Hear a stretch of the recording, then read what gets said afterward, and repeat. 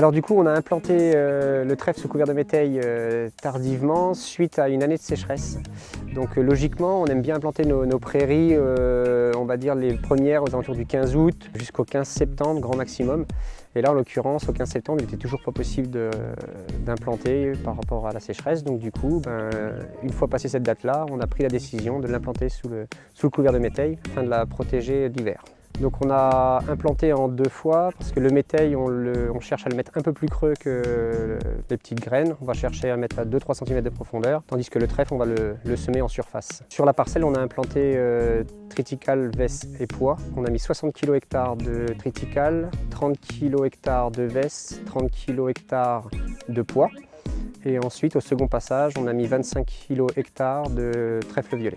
Et tout ça roulé ensuite en fin de journée. Le fait d'implanter à l'automne, on assure complètement la récolte à N+1, donc l'année d'après.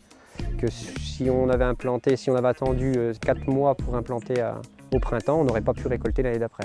Nous, à l'avenir, si on avait des métails à remettre en place, je préconise quand même d'avoir de la semence fermière.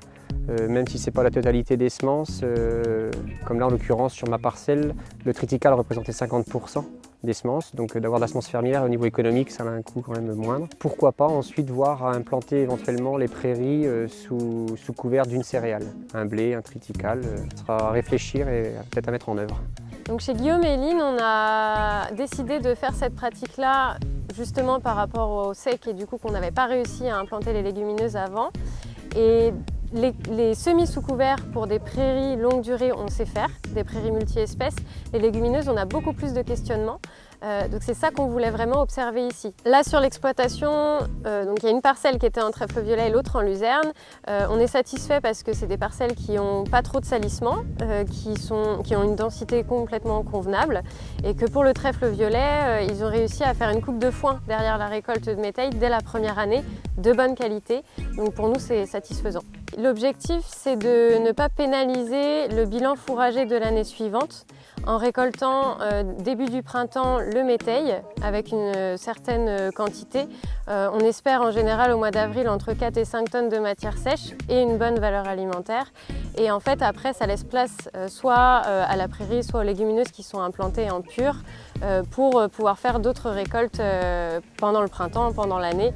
Mais ça permet en fait de ne pas pénaliser le rendement total de la parcelle sur la première année d'implantation. Quand on implante une prairie tardivement ou une légumineuse, en fait on a un développement qui est assez lent et donc une couverture du sol qui est pas très couvrante et donc qui laisse place aux adventices.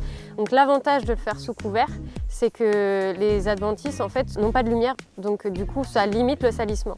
Dans un contexte de changement climatique important où les sécheresses estivales sont quand même de plus en plus fréquentes, c'est quand même une solution d'implantation qu'il faut garder à l'esprit, qui sera probablement de plus en plus pratiquée chez les éleveurs.